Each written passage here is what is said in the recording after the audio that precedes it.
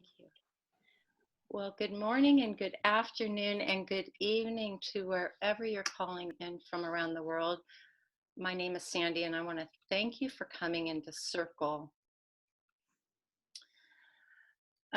Well, Sarah's a women's interfaith organization, but regardless of your faith tradition, your association, your belief system, we know that as women, our original gifts are that of the divine presence.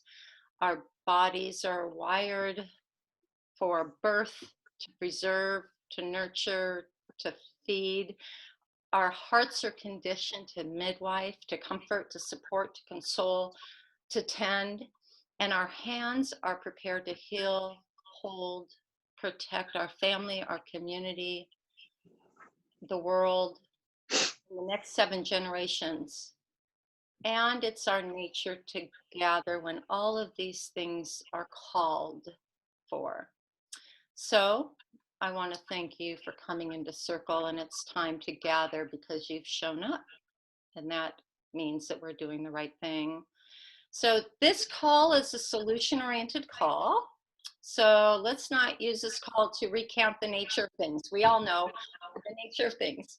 We see it all day long. We share the root of its cause we've shared the root of its cause for millennium.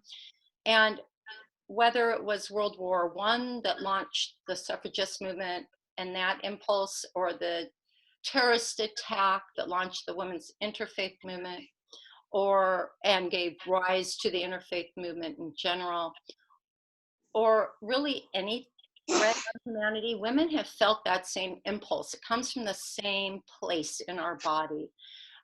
We have that pulse of the community and our world and one another in our veins. And of course we feel it. And it's evident because you're here right now. We're going to start this call with just a few opening blessings and statements. Then we'll look at our biological and innate imperative and our nervous system, maybe regulating that to kind of help us define who we are, perhaps with a practice or a tool or two. And then we'll also hear some reflections and inspirations from you. Perhaps we come to some collective solution. Perhaps something else emerges. This is what happens when we get out of our own way. That happened when we called our very first Sarah meeting right after 9/11. No understanding of what was being called asked of us, but we showed up and we let the answer emerge, and we're still listening carefully to what wants to happen. This call wanted to happen, as an example, almost 19 years later. So I look forward to seeing what emerges and what's in store for us. I'm just going to take a quick look, and yeah, we are all here in our glory. So perhaps let me check in with Sarah to see if our First Nations are with us as of yet. No, and so because everything, it's something that we do, and I recommend you all do it, is if it's possible to start any gathering, whether public or in your home, if you could do it with honoring the land that we're on, to honor the spirit that we're in, because of whose land we're on, then do it when possible. Betsy has agreed to read a prayer that was gifted to us by a Dene elder on a call with Grandmother Florida Mayo, the founding member of the 13 Indigenous Grandmothers. And Belinda Araccio is also an Eshwi elder. So Betsy, would you like to read us that blessing? And then we'll have a moment of silence together. Can you see I'm walking my dog, but can you see the woods? Oh, thank you. How beautiful. Okay, are you ready? The trees and plants and grass that grow upon her are like the hair. The stones and rocks are like her bones. and the water and natural resources that flow in her are like her blood. Until we know her as a living, breathing being, it's only then that we can honor her.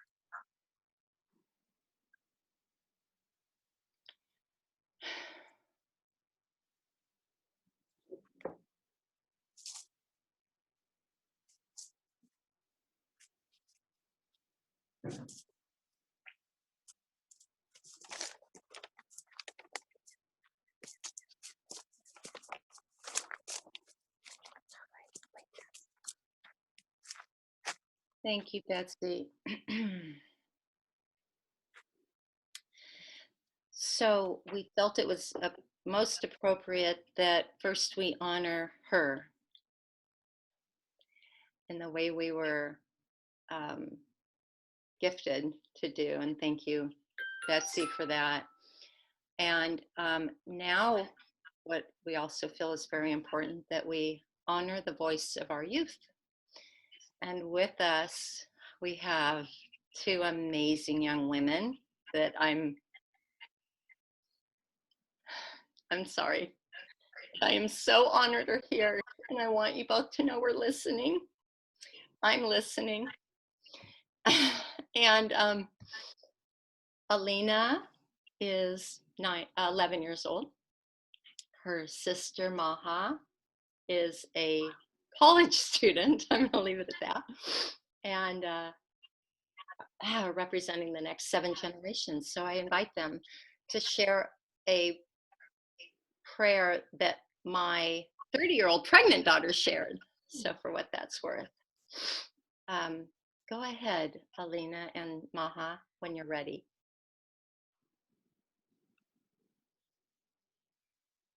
Stop. Just stop. It is no longer a request. It is a mandate. We will help you. We will bring the supersonic, high-speed merry-go-round to a halt. We will stop the planes, the trains, the schools, the malls, the meetings, the frenetic, furried rush of illusions and obligations that keep you from hearing our single and shared beating heart. The way we breathe together in unison. Our obligation is to each other, as it has always been, even though you have forgotten. We will interrupt this broadcast, the endless cacophonous broadcast of divisions and distraction, to bring you this long breaking news. We are not well. None of us. All of us are suffering. Last year, the firestorms that scorched the lungs of the earth did not give you pause, nor typhoons in Africa, China, Japan, nor the fevered climates in Japan and India. You have not been listening. It is hard to listen when you are so busy all the time, hustling to uphold the comforts and conveniences that scaffold our lives. But the foundation is giving way, buckling under the weight of your needs and desires. We will help you. We will bring the firestorms to your body. We will bring the fever to your body. We will bring the burning, searing, and flooding to your lungs, that you might hear we are not well. Despite what you might think or feel, we are not the enemy.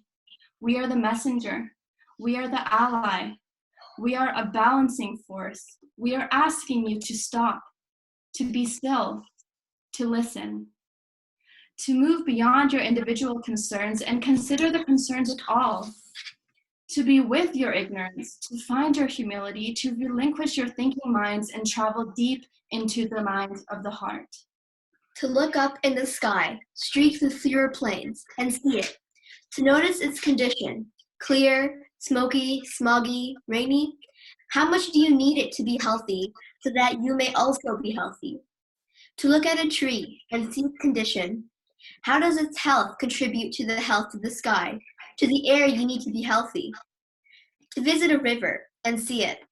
Notice its condition, clear, clean, murky, polluted. How much do you need it to be healthy? Many of us are afraid now. Do not demonize your fear, and also do not let it rule you. Instead, Let it speak to you in your stillness. Listen for its wisdom. What might it be telling you about what is at work, at issue, at risk, beyond the threats of personal inconvenience and illness? As the health of a tree, a river, the sky tells you about quality of your own health, what might the quality of your own health, what might the quality of your health, what might the quality of your own health tell you about the health of the rivers, the trees, the sky, and all of us who share this planet with you? Stop. Notice if you are resisting. Notice what you are resisting. Ask why. Stop. Just stop. Be still. Listen. Ask us what we might teach you about illness and healing, and what might be required so that all may be well. We will help you if you listen.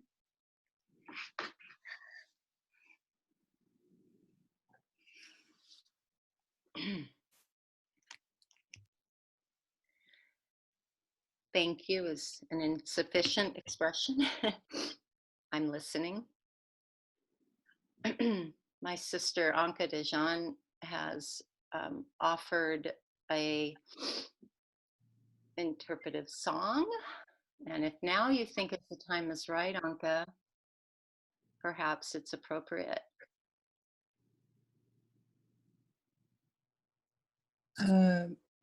Yes, good morning.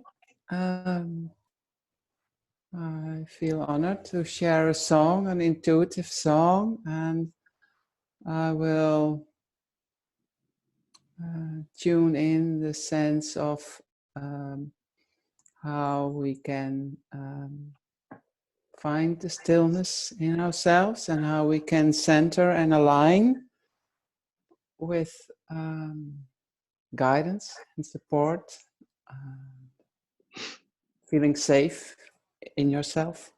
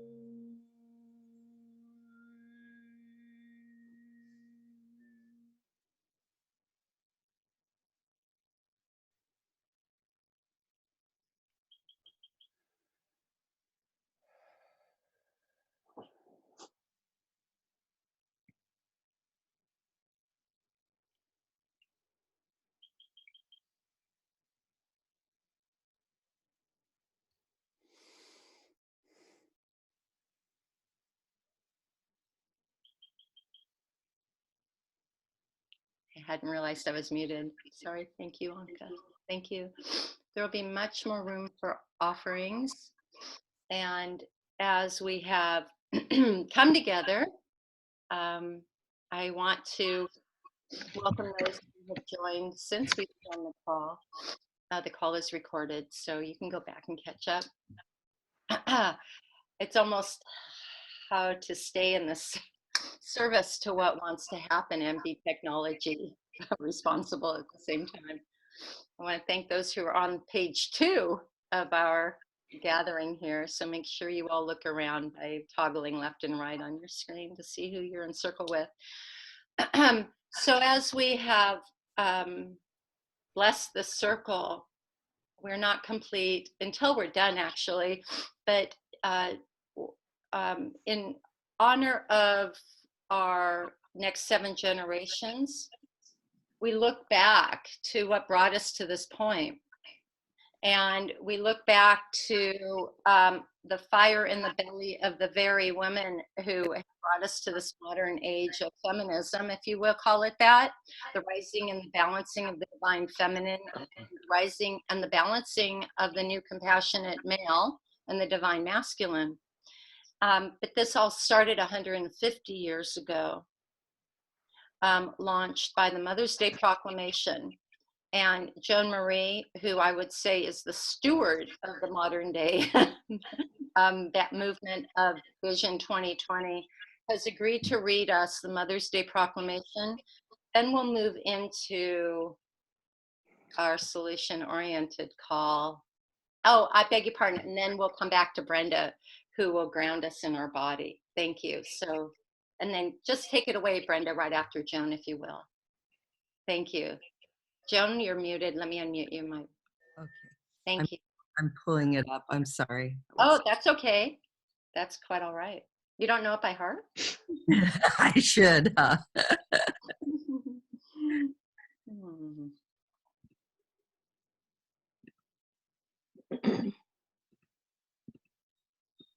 come on. Isn't it elegant how we've learned patience during these times? Would you like to come back? Maybe Brenda can. Yeah, no, I just got it. So. Okay, cool. All right, thank you. Thank you. Arise then, women of this day. Arise, all women who have hearts, whether your baptism be of water or of tears. Say firmly, we will not have questions answered by irrelevant agencies. Our husbands will not come to us reeking with carnage for caresses and applause. Our sons shall not be taken from us to unlearn all that we have been able to teach them of charity, mercy, and patience. We, the women of one country, will be too tender of those of another country to allow our sons to be trained to injure theirs. From the bosom of a devastated earth, a voice goes up with our own, and it says, disarm, disarm. The sword of murder is not the balance of justice. Blood does not wipe out dishonor, nor violence indicate possession. As men have often forsaken the plow and the anvil at the summons of war. Let women now leave all that may be left of home for a great and earnest day of counsel. Let them meet first as women to bewail and commemorate the dead. Let them solemnly take counsel with each other as to the means whereby the great human family can live in peace. Each bearing after his own time the sacred impress, not of Caesar, but of God. In the name of womanhood and humanity, I earnestly ask that a general Congress of women, without limit of nationality, may be appointed and held at some place deemed most convenient and the earliest period consistent with its objects, to promote the alliance of the different nationalities, the amicable settlement of international questions, the great and general interests of peace.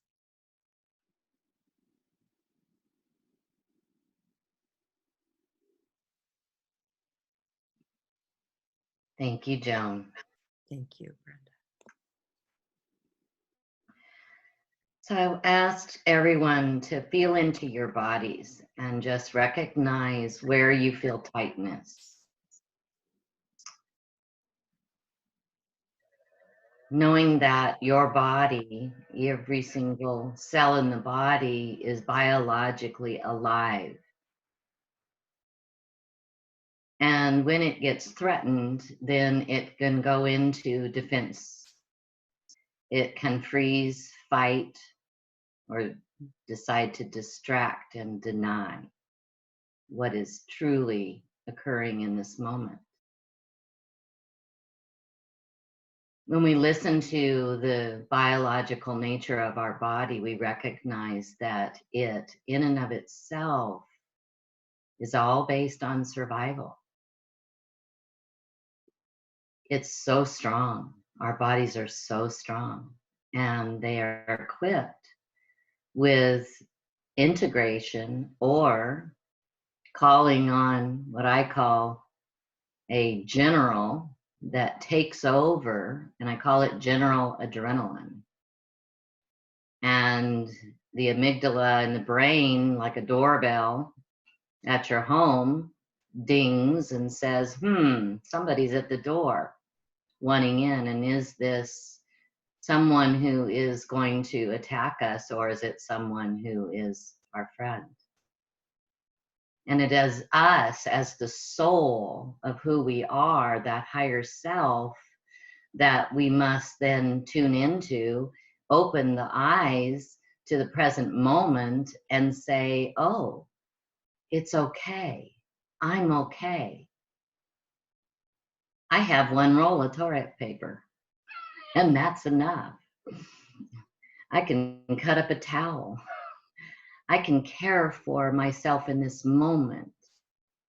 And let's rest assured that I'm alive and well in this body. And this body can survive many days if we'll access what is already here. So let's breathe into the belly of the beast, deep down in the womb, and allow that womb to rise up. And if you're a man and you don't have a womb, you came from one, and it was your home, and it was your beginning. And all you need to do is recognize that that's how you entered this planet, was through a womb. And so connect with that, breathe into that belly and allow the belly to rise up. It's like a wave, and we're made of over 70% water. And oh my God, Anka, I just, as you sang and we felt into the music, that is the music of the spheres inside of us. It's our organs. It's the orchestra that we get to tune into and clear and clarify. So when we're stuck, just go, and let the sound out. Don't control it. Allow it to flow, because then you're going to clear whatever's stuck in the system. It's just like a clog in the pipe. And so clear the pipes, the pipe organ, right? And let the sound out. And this is all based on the biology of this amazing instrument that is our body. It is holy, it is complete, and it is full of every single solution right here, right now. So feel your body wherever you feel the tightness. Breathe into the belly. Allow the belly to rise up and open your heart. Just open your arms. Lift your hands up and feel into the sphere that is all around you, and allow it to feed you from every part. Because as we open our hearts and we allow every single cell of our body, then we're creating the electromagnetic field, and I'll let it pour out. So I invite you to do something that's, really silly, but not silly, what Joan just did. I love, hug yourself. She's moving into the eagle pose. Do whatever it is to feel your body. Breathe into that belly and allow the beast to come up, because she's beautiful once you let her out. But imagine if you were stuck and you were told, be still, don't you say that. You can, don't, you be nice. And it's like, really? No, I am going to speak up and I am going to say, like what Julia Ward Howe said, no, I am not going to allow irrelevant agencies to control me because I am relevant. And the waters inside of me are pure. Yet you've told them to be quiet. And still waters run deep, yet they also, when they get told to shut up, then they get angry and they mutate and they cause dis-ease and harm. And then we implode and we explode. And the excrement that's coming up right now is because people are trying to understand rather than just let go. We don't have to understand. We have to tune into the trees and we have to feel them and we have to pay attention to what's inside of us and love ourselves. So I had an experience with adrenaline the other day as they intubated my husband, and my body shut down in my chest cavity, and I was like, felt like I was getting attacked, and I was. The adrenaline was attacking me because it was shutting everything down out of fear, and it hurt. And I said, wow, what am I so I breathed into the belly of the beast. And what I mean for me in that is that everything that was happening was not in alignment with my values of life. And so I breathed deep down into the belly. And as I did, and I allowed this to start to clear, it dropped down into my solar plexus, into my ribs, and that's where the tension was there too. And I breathed into there and I opened up. And then I breathed deeper down into my sacral region and into my belly, and then deep all the way down. And what happened was the adrenaline was stopped and the parasympathetic system opened completely. So all of the cells in my body were empowered to be present and a complete surrender and acceptance of what was in front of me. So on a lighter note, you know, I sat there and I watched, and I just was in amazement at the ability for us to save a life. And yet there's a disorder going on because people don't have even a drink of water in many places. They don't have food. And all of this, it was being fed to save a life of someone I love. And yet it's out of order. It's imbalanced. So we must care for our own bodies, learn how to accept what is going on around us, and recognize that so many people are afraid, and breathe into the fear, find it inside our own bodies, and clear it, and open ourselves to our own power. And we can do this one by one. And this time that we have, I often, when I would sequester myself, I would call it my international day of peace, international. And it's the nation inside of me letting go, honoring, taking a pause for peace, breathing in, and thank God, look at us. We get to be together in this way and in so many ways. We're so fortunate. And there are so many people that don't have this. And yet, the more we reach out and we listen to our own selves, the more then we can offer a hand, even if it's a phone call.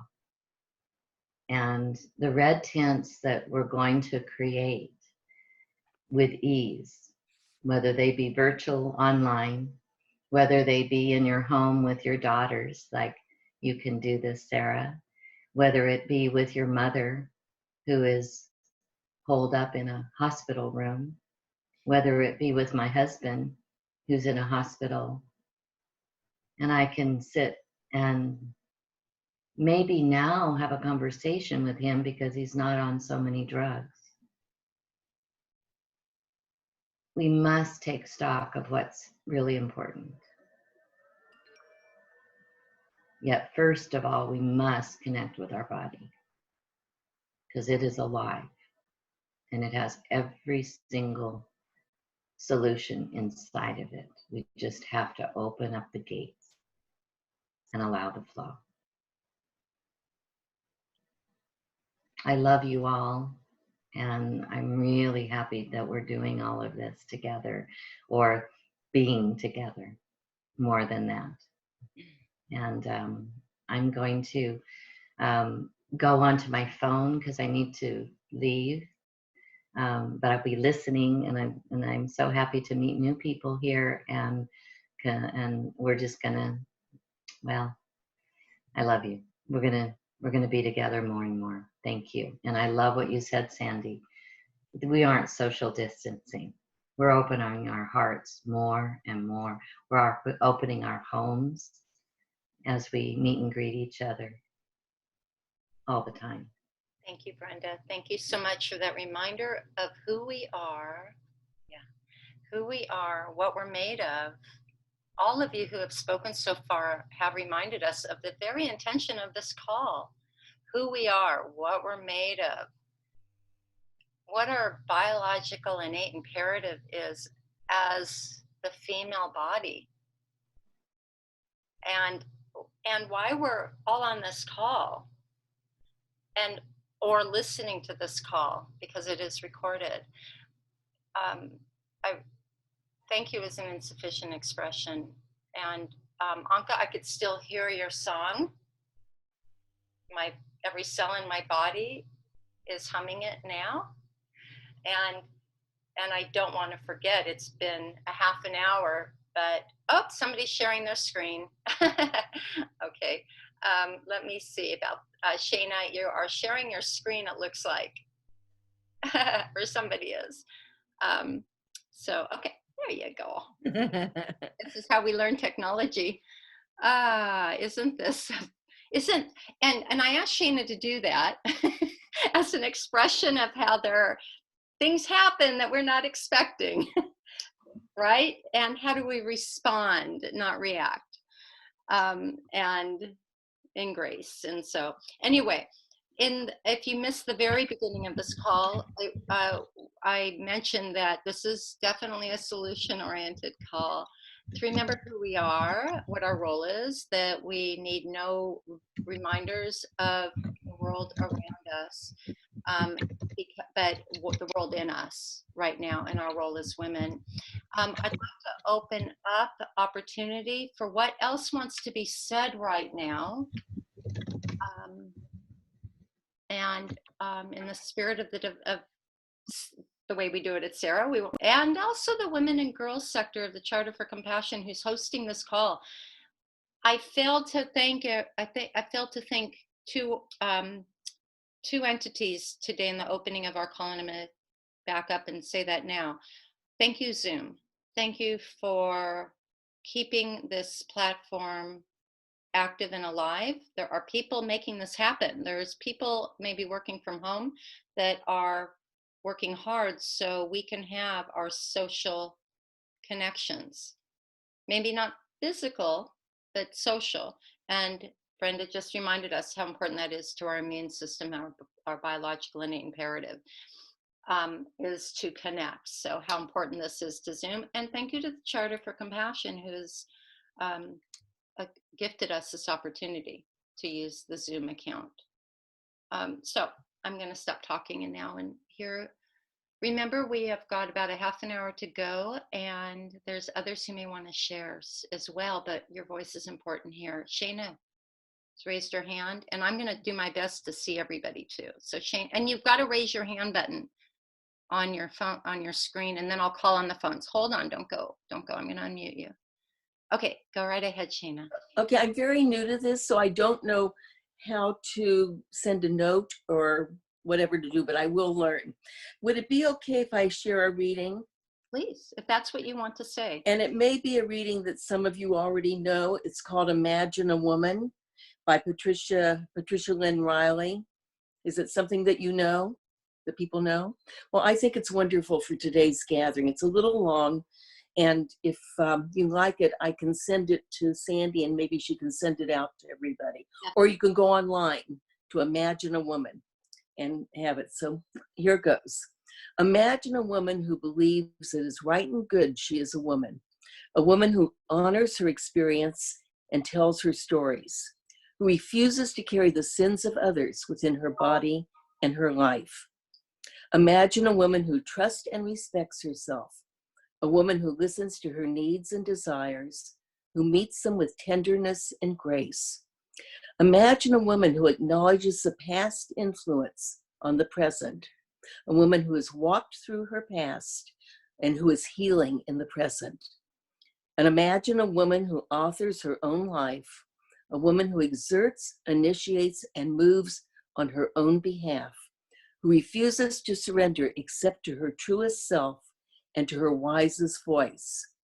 Imagine a woman who names her own gods, a woman who imagines the divine in her image and likeness, who designs a personal spirituality to inform her daily life. Imagine a woman in love with her own body, a woman who believes her body is just enough, just as it is, who celebrates its rhythms and cycles as an exquisite resource. Imagine a woman who honors the body of the goddess in her changing body, a woman who celebrates the accumulation of her years and her wisdom, who refuses to use her life energy disguising the changes in her body and life. Imagine a woman who values the women in her life, a woman who sits in circles of women, who is reminded of the truth about herself when she forgets. Imagine yourself as this woman.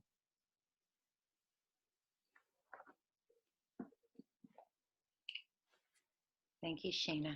Maybe we can take a moment and imagine that, and then Nancy can chime in. I'll unmute you. But let's take a moment with that. Thank you.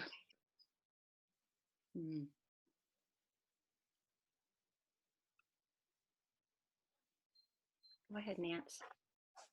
Who's about to be a grandmother whose granddaughter is in the birth canal as we speak. So that's one of the things I want to address, but I would also like to begin with a little quote from Charles Dickens. It was the best of times, it was the worst of times. It was the age of wisdom, it was the age of foolishness. It was the epoch of belief, it was the epoch of incredulity. It was the season of light, it was the season of darkness. It was the spring of hope, it was the winter of despair. And so why I choose that quote is to remember that we are a world of polarities, right? The yin and the yang, the moon and the light and the day, everything is changing, but we hold the seed of one in the other. And we have to pivot very, very quickly now and know that these are not times as usual. These are times that are calling on us to be challenged, to dig deep for solutions, like you're saying, Sandy, and to be comfortable as best we can and self-compassionate to make choices that may not be what we want to make. And that's hard.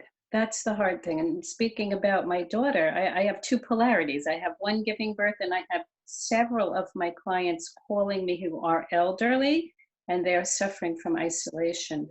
And there's a downside to social distancing and social isolation, particularly for people who only have flip phones and don't have access to social media.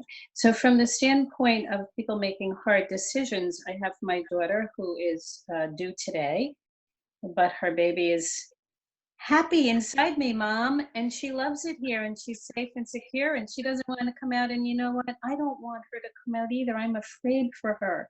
I'm afraid for her to breathe this air. We're all in lockdown. I don't know what's going to happen. I don't know what to do. I won't have free access.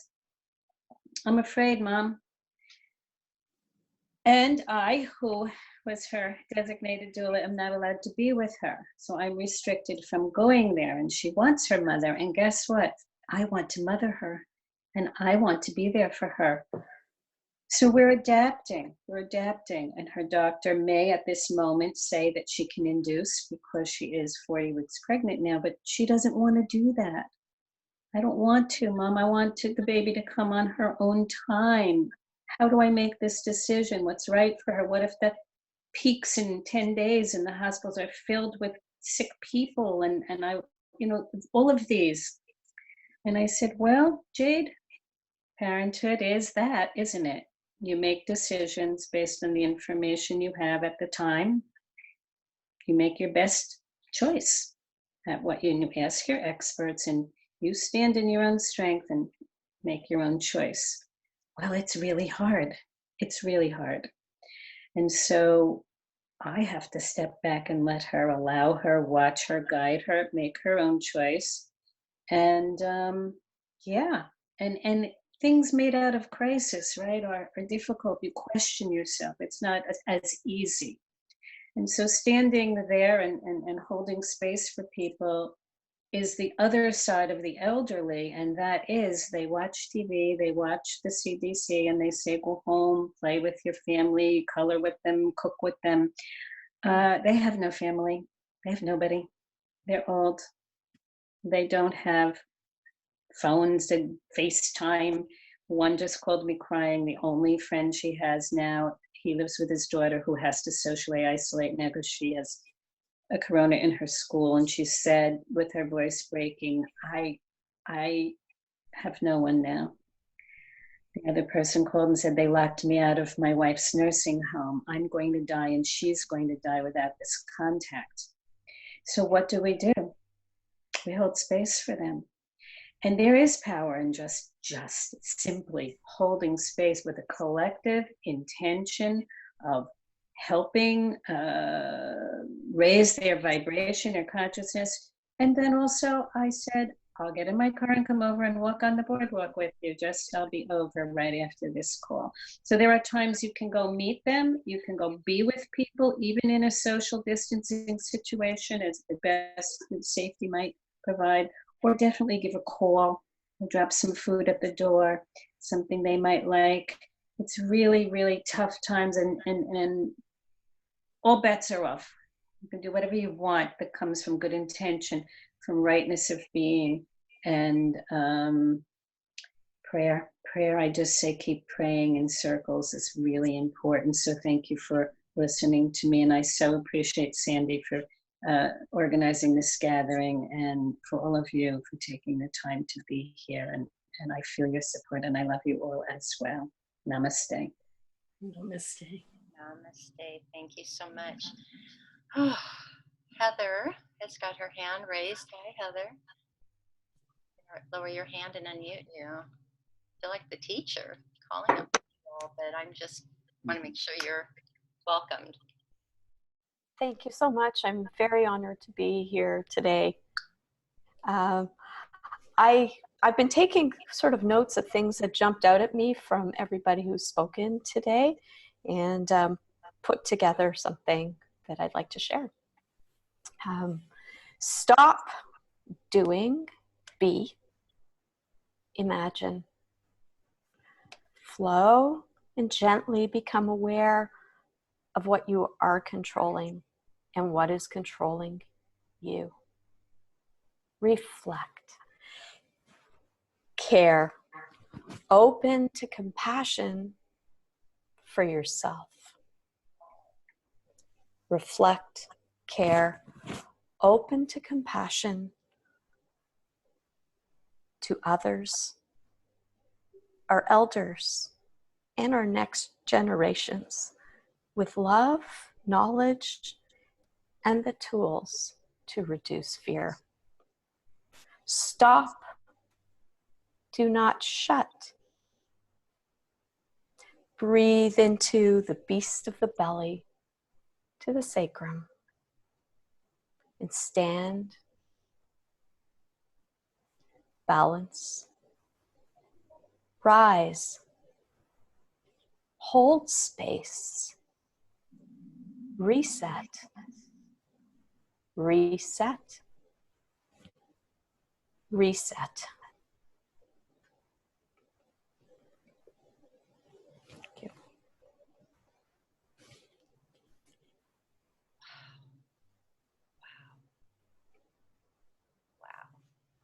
Heather,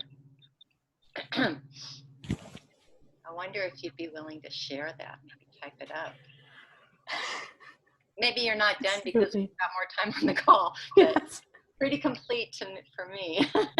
absolutely. I'd be happy to share it. Oh, Thank it's you. hard to speak up after you, each and every single one of you. I'm in a really awkward role here.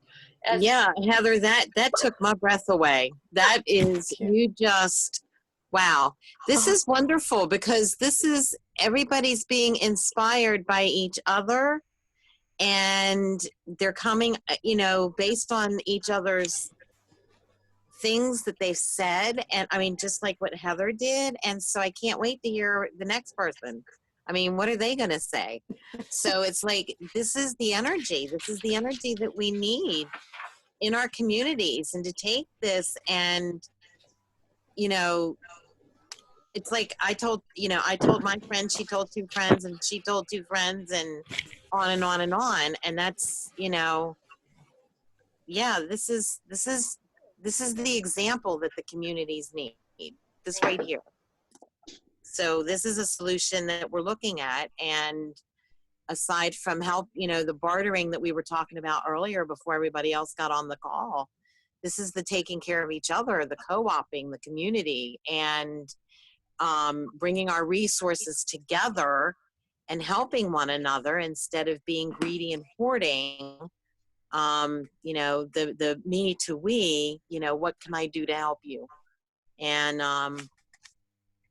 taking our wisdom and sharing it out there within the community quietly, but with a big stick, you know what I'm saying? And so, or a really tall ladder to clean somebody's gutters.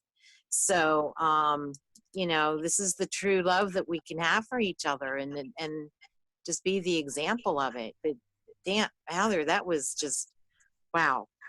That was, yeah, please, you've got to share that. And we've got to share it with other people. So, End of the call, thank you, Heather. Yeah, thanks, Betsy. I want to make sure we get back to Linda and Tam as well. I'm saying it out loud so you know that I see you in your hands. But Betsy is reflecting on something that was talked about earlier. I'll mention that at the end of the call in terms of one thing we can do, like physically, and it was already mentioned here, but come back to that. And also there was a question about the red tent. So I want you to know that I'm reading your chats. Linda, you've been trying to navigate. Here we go. Let me unmute you, my dear. Linda is one of our original members of Sarah too. She's been with me as my sister for about 17 years. So long time. Linda, hi. Okay. Hearing everyone, and hello everyone, I'm Linda, and to hear all of you, it's been a beautiful, beautiful messages this morning. And I just wanted to share something that I've had for years.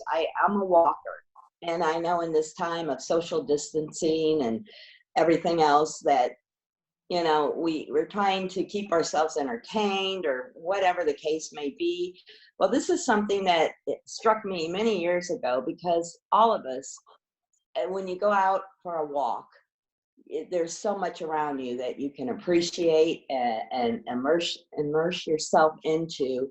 And then all these feelings build up inside of you that it gives you answers. And that I find a lot of answers on my walk. But I just wanted to read this one little thing that just really resonates in me. Here it is. In nature, you leave yourself behind. And if you walk far enough, you eventually achieve a state of joy, a quiet inner happiness. And you are relieved as you have escaped from the walls, the squares, from the eternity of sitting, of stagnation. And now you are moving over the landscape, over the hills and far away, fighting against gravity, breathing fresh air with a pulsing heart and an appetite for flowers and sunlight.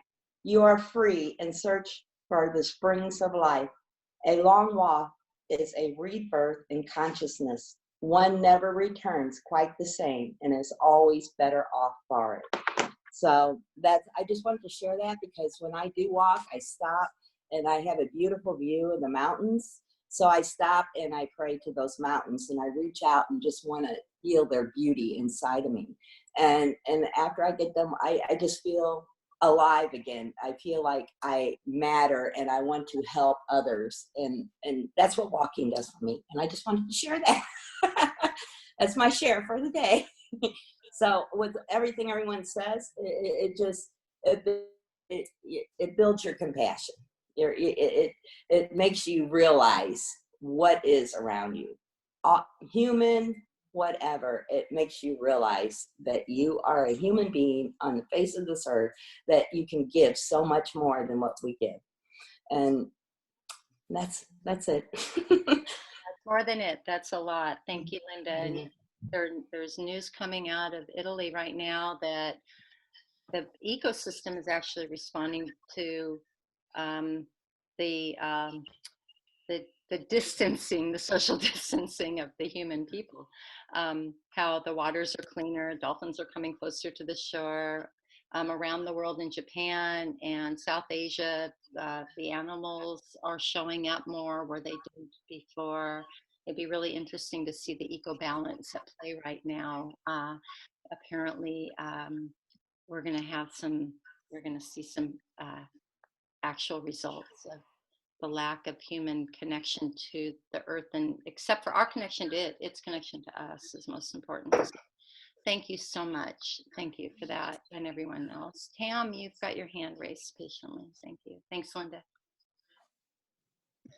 Yeah, thank you, Sandy, and thank you, everybody. It's just so wonderful to hear everybody's input, and I feel so enriched by this experience.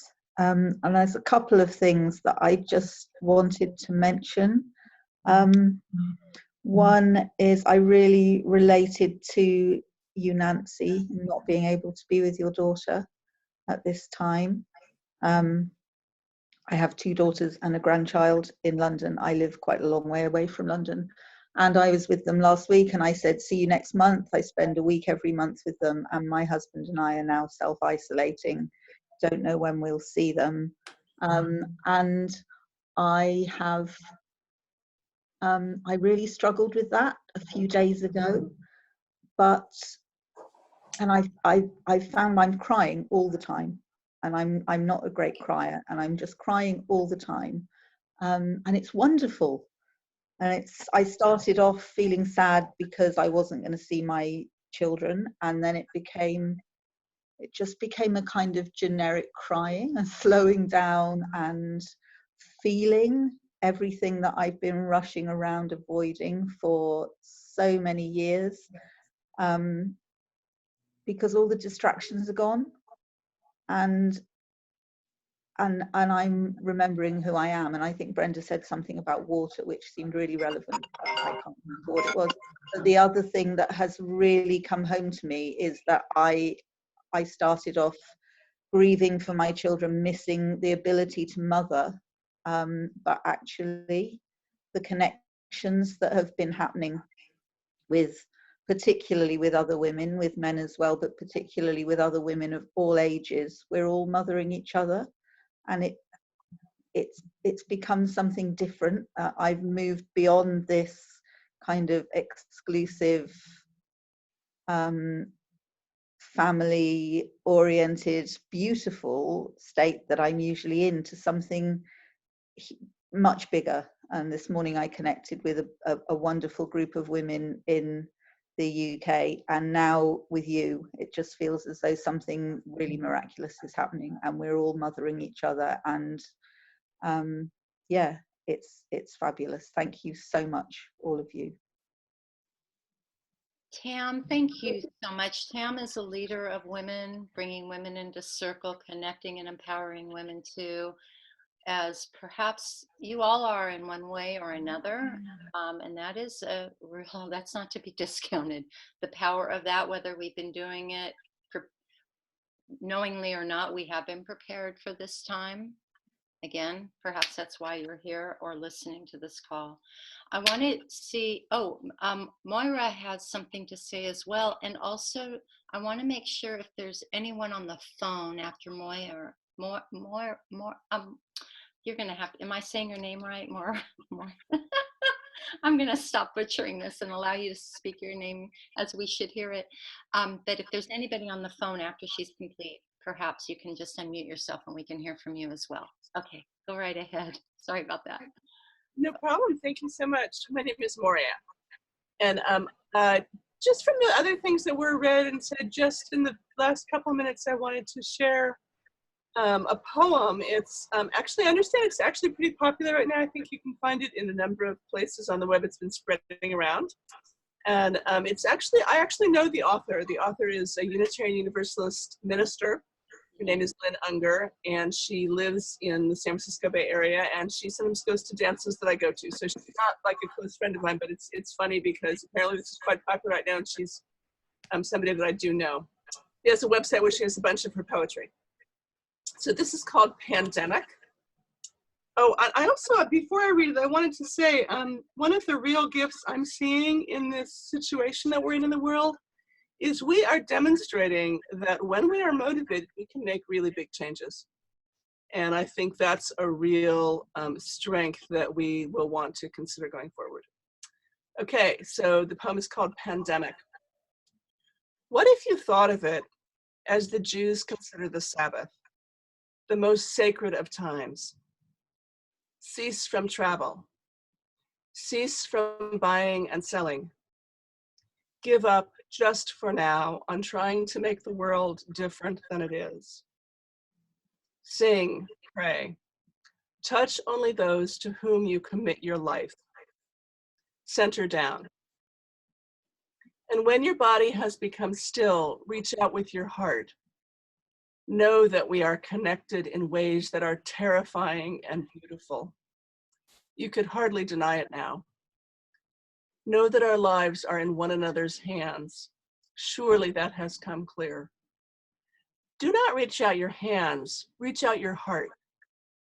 Reach out your words. Reach out all the tendrils of compassion that move invisibly where we cannot touch. Promise the world your love, for better or for worse, in sickness and in health, so long as we all shall live.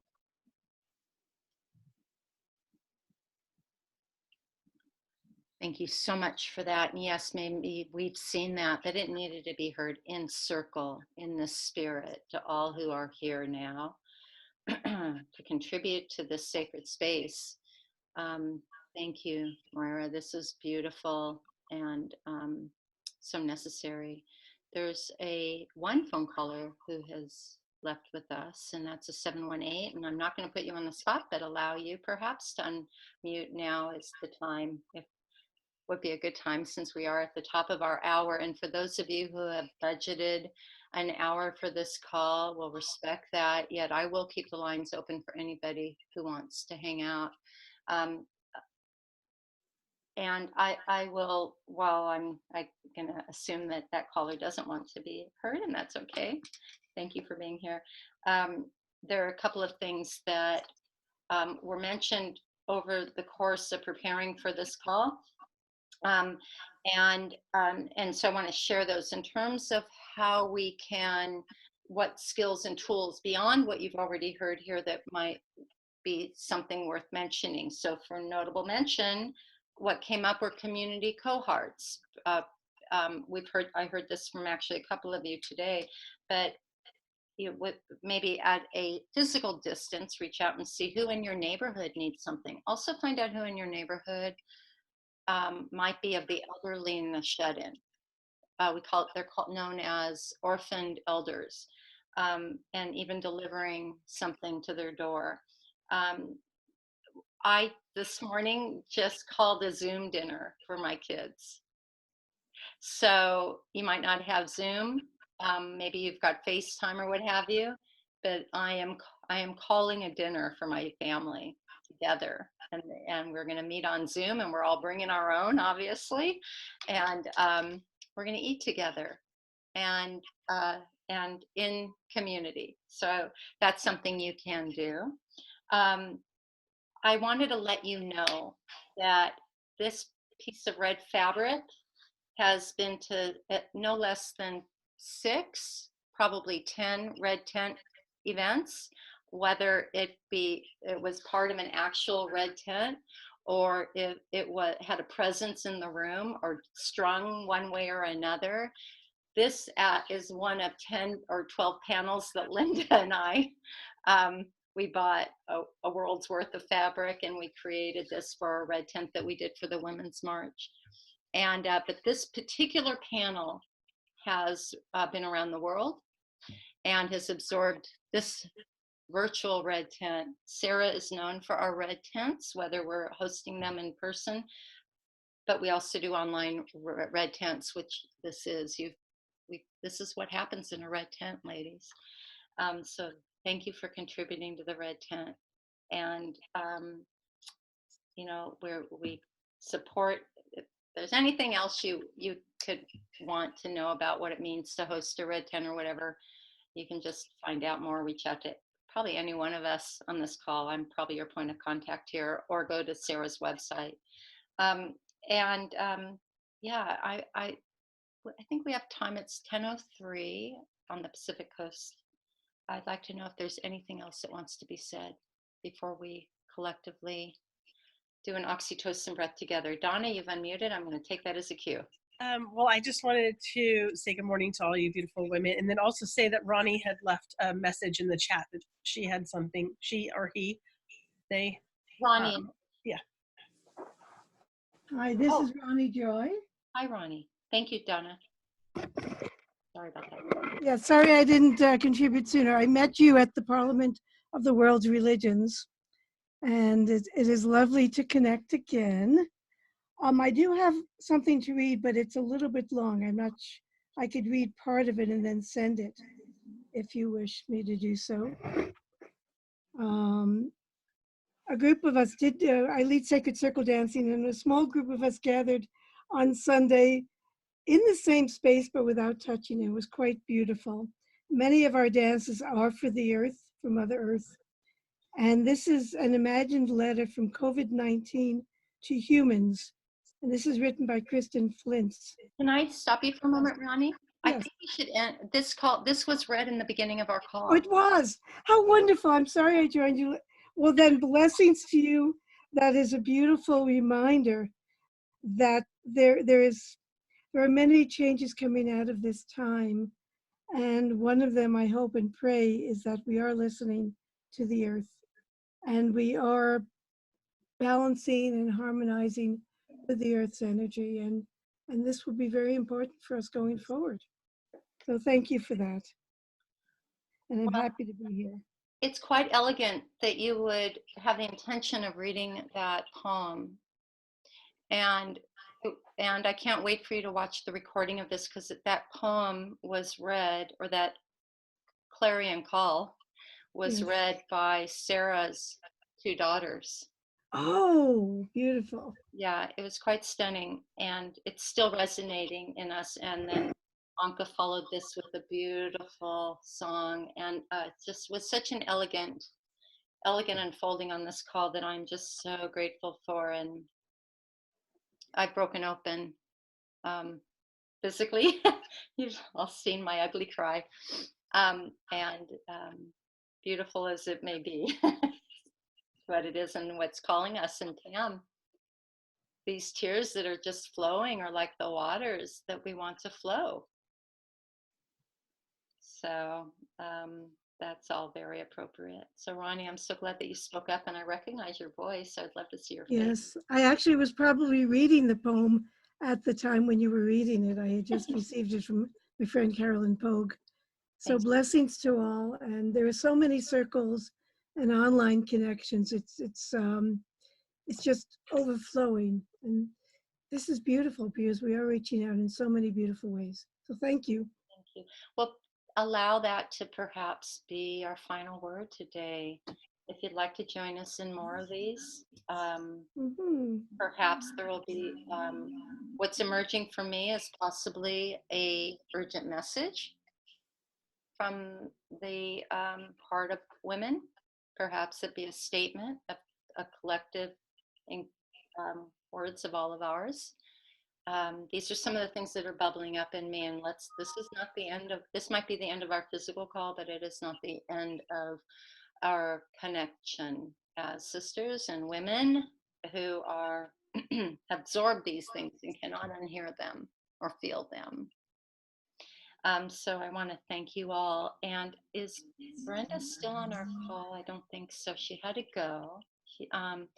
Oh no, Brenda's still on our call. Maybe she'll end with an oxytocin breath collectively.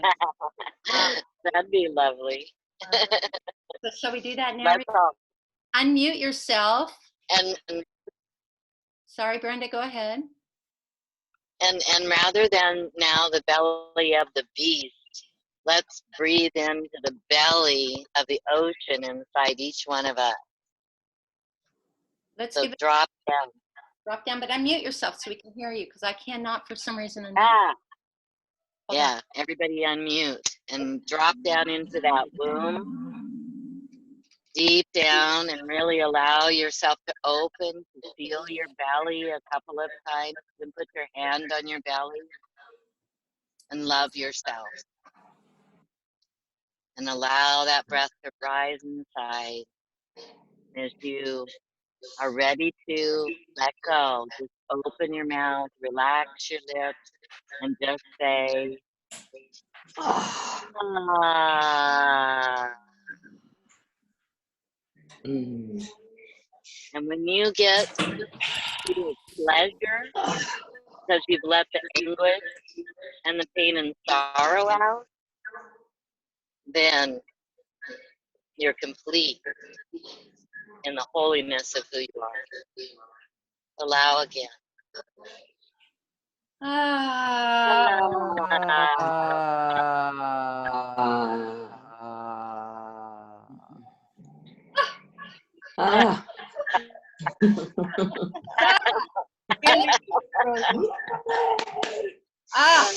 Thank you so much. Blessed be.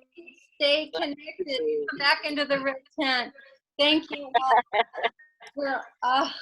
We're ready on the world. Thank you, everybody. I love you all. Thank you. Thank you. Have wonderful days, everybody. Enjoy your day. Yes. Thank you, Sandy. Thank you. It was beautiful. Thank you. Blessings to all. Beautiful. And Brenda. So happy to be part of it. Let us know when the next one is.